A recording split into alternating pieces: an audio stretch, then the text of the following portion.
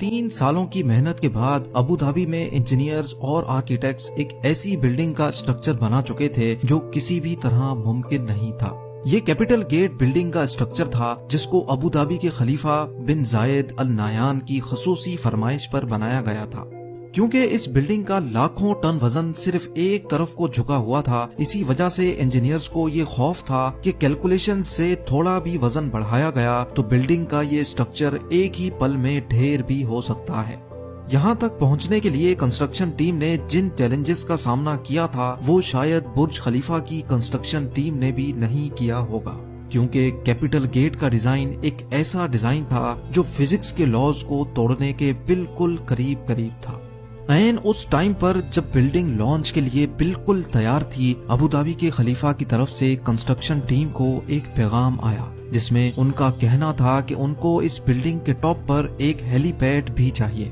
یہ message construction team کے اوپر پہاڑ بن کر گرا، کیونکہ بلڈنگ کا لوڈ پہلے ہی اپنی ایکسٹریم لمٹ پر تھا۔ نہ ہی ہیلی پیڈ کے لیے جگہ چھوڑی گئی تھی، نہ ہی بلڈنگ کا ڈیزائن اس چیز کی پرمیشن دے رہا تھا، اور نہ ہی انجینئرز میں شیخ کو منع کرنے کی ہمت تھی۔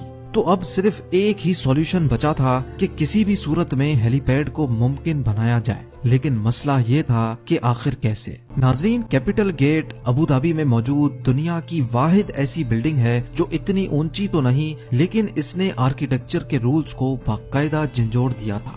524 فٹ اونچی اس بلڈنگ کا آدھے سے زیادہ وزن ایک طرف کو جھکا ہوا ہے، لیکن یہ کسی غلطی کی وجہ سے نہیں بلکہ یہی اس کا ڈیزائن تھا، کیونکہ کیپٹل گیٹ کا جھکاؤ اٹلی کے لیننگ ٹاور آف پیزا سے بھی 5 گنا زیادہ ہے، اسی وجہ سے اس کو Guinness book of world record بھی مل چکا ہے۔ لیکن آخر ابو دھابی کے شیخ کو ضرورت کیا تھی اتنی خطرناک بلڈنگ بنانے کی؟ اصل میں دنیا بھر میں ایک کے بعد ایک یونیک اسٹرکچرز بنانے کی ریس چلی ہوئی ہے، جس میں جیتے گا وہی جو سب سے الگ اور سب سے مشکل ترین اسٹرکچر بنائے گا۔ اس ریس میں حصہ لینے کے لیے اور دنیا بھر سے ٹورزم اٹریکٹ کرنے کے لیے 2007 میں ابو دھابی کے خلیفہ بن زائد ال نہیان بھی میدان میں اتر آئے۔ ان کا ٹارگٹ اونچی ترین بلڈنگ بنانے کا نہیں بلکہ ان کو ایک ایسی بلڈنگ بنانی تھی جس کا ڈیزائن دیکھنے دنیا بھر سے لوگ آئیں، جس کو بنانے میں زیادہ وقت بھی نہ لگے اور جو فزکس کے لاز کو چیلنج بھی کرے۔ اسی مقصد کو پورا کرنے کے لیے خلیفہ نے اپنے کزن شیخ سلطان کو اپوائنٹ کر دیا۔ یہ ٹاسک ملتے ہی شیخ سلطان نے لندن کی ٹاپ آرکیٹیکچر فرم RMJM سے رابطہ کیا، اور یہی اس بلڈنگ کو بنانے کا سب سے پہلا عمل تھا۔ کیسے انجینئرز اور ورکرز نے اس خطرناک چیلنج کو انجام تک پہنچایا، کیسے اس بلڈنگ کو ٹھیک 18 ڈگریز پہ ٹلٹ کیا گیا، اور کیسے لاکھوں ٹن وزنی اس جھکاو کو گرنے سے بچایا گیا، یہ سب آپ جان سکیں گے آج کی اس ویڈیو میں۔ Challenge number 1، London based architecture firm کو جب یہ ٹاسک دیا گیا تو یہی ان کا سب سے بڑا چیلنج تھا۔ ان کو ایک ایسا ڈیزائن بنانا تھا جو ان کے ہی بنائے گئے آرکیٹیکچر رولز کے خلاف ہو۔ آرکیٹیکچر فرم کے کئی ڈیزائنز پہلے تو ریجیکٹ کیے گئے، لیکن پھر اس ڈیزائن کو بنانے کے لیے انہوں نے ابو دھابی کے ریگستان میں موجود خوبصورت ریت کے ٹیلوں اور سمندری لہروں سے انسپائریشن لی، اور اب باری تھی قدرت کے اس خوبصورت جوڑ کو شکل دینے کی۔ کانسیپٹ آرکیٹیکٹ نیل وینڈروین نے دن رات ایک کر کے ایسا ڈیزائن پیش کیا جس کو سمندری لہر کی شیپ دی گئی اور جس کا باٹم ریت کے ٹیلوں جیسا تھا، اور تو اور ہر اینگل سے دیکھنے پر بلڈنگ کا ویو بالکل چینج ہو جاتا ہے۔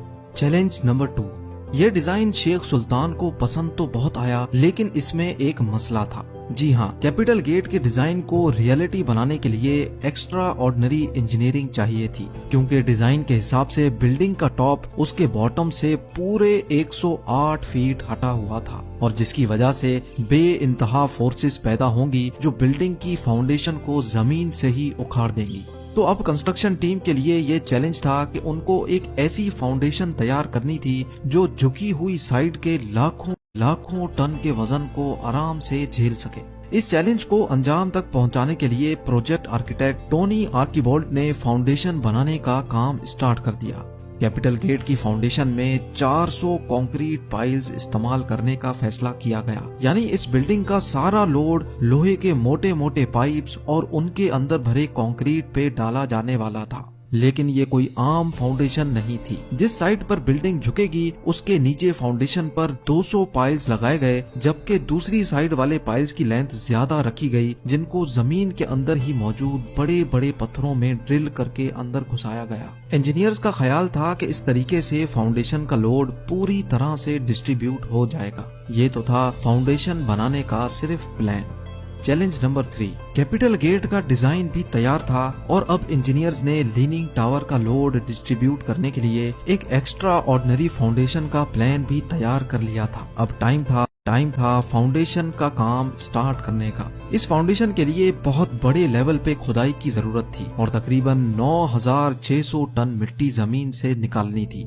यानी सिर्फ फाउंडेशन डालने के लिए जमीन से निकलने वाली मिट्टी का वजन ही 1600 हाथियों के वजन के बराबर होना था। इस काम को अंजाम देने के लिए 8 महीनों का वक्त रिक्वायर्ड था, लेकिन अचानक एक और मसला आ खड़ा हुआ। जी हाँ, इस मौके पर शेख सुल्तान ने इस बिल्डिंग की डेडलाइन जारी कर दी थी, क्योंकि ठीक 2 सालों के बाद अबू धाबी में फ्यूचर एनर्जी समिट होना था। इसी वजह से खलीफा चाहते थे कि इस एनर्जी समिट से पहले ही बिल्डिंग कंप्लीट हो जाए।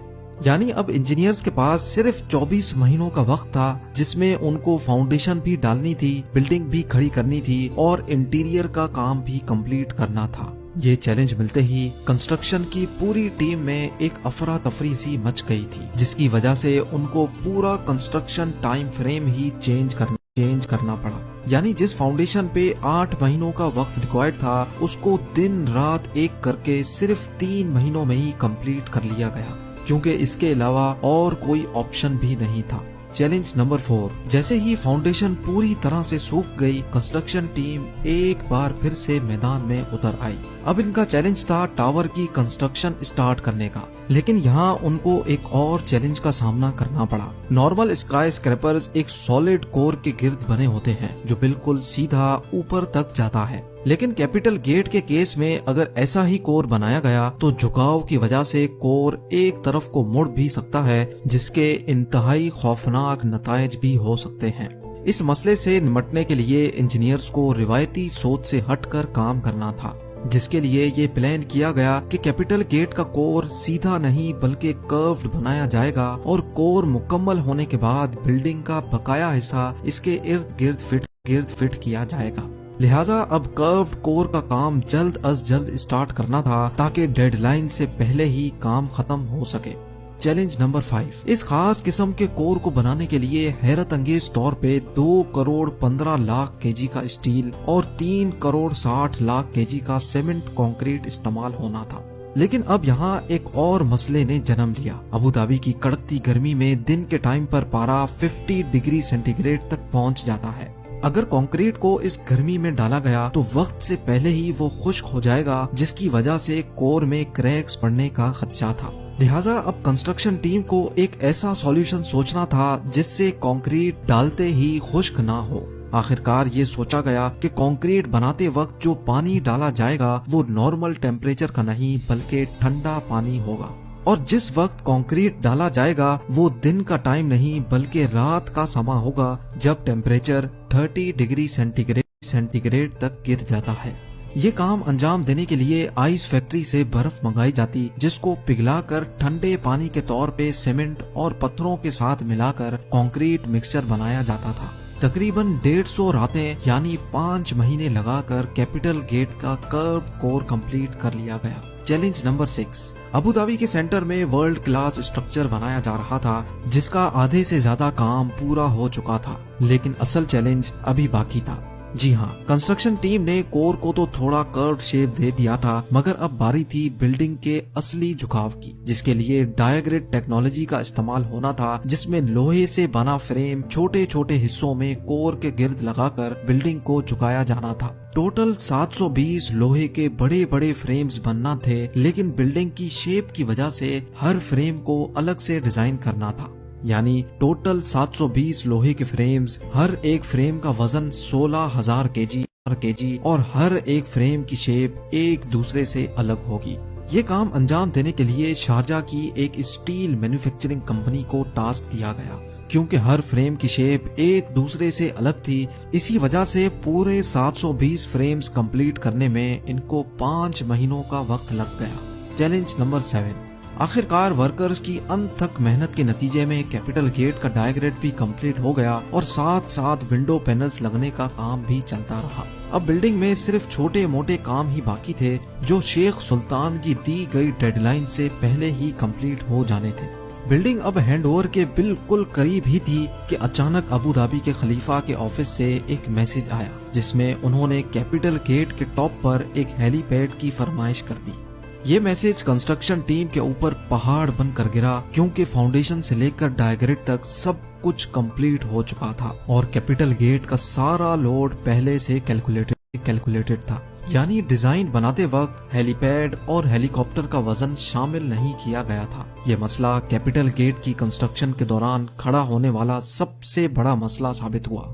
लिहाजा अब फिनिशिंग का काम रोककर एक बार फिर से सारी स्ट्रक्चरल कैलकुलेशंस दोबारा की गई। कैलकुलेशंस के बाद ये नतीजा निकाला गया कि स्ट्रक्चर हेलीपैड का वजन तो बर्दाश्त कर लेगा, लेकिन स्ट्रक्चर का डिजाइन कुछ ऐसा है कि तेज हवा के मौसम में हेलीकॉप्टर बिल्डिंग पर लैंडिंग के दौरान क्रैश भी कर सकता है। लेकिन अब किसी भी सूरत में ये हेलीपैड बनाना था क्योंकि अब ये शेख की फरमाइश थी। इसी मकसद के लिए लंदन में कैपिटल गेट के मॉडल को विंड टनल टेस्ट किया गया जिसमें यह बात साबित हो गई कि तेज हवा में बिल्डिंग पर हेलीकॉप्टर की लैंडिंग खतरे से खाली नहीं होगी। विंड इंजीनियर लीगटन ऑरेलियस ने ये सजेशन दी कि अगर हेलीपैड के डिजाइन में चेंजेस की जाएं और हेलीपैड की ऊंचाई को 2 मीटर कम किया जाए तो ये मसला काफी हद तक कम हो सकता है। मॉडल में हेलीपैड का डिजाइन चेंज किया गया तो हैरत अंगेज तौर पे विंड इंजीनियर की सजेशन सच साबित हुई। ये खबर मिलते ही कैपिटल गेट पे हेलीपैड की कंस्ट्रक्शन स्टार्ट कर दी गई और बिल्डिंग को वक्त से पहले ही शेख सुल्तान के हैंडओवर कर दिया गया। कंस्ट्रक्शन टीम और वर्कर्स को सलाम है जिन्होंने अपनी काबिलियत से दुनिया का सबसे ऊंचा लीनिंग टावर बनाया है। उम्मीद है भरपूर लाइक और शेयर करेंगे। आप लोगों के प्यार भरे कमेंट्स का बेहद शुक्रिया। मिलते हैं अगली शानदार वीडियो में।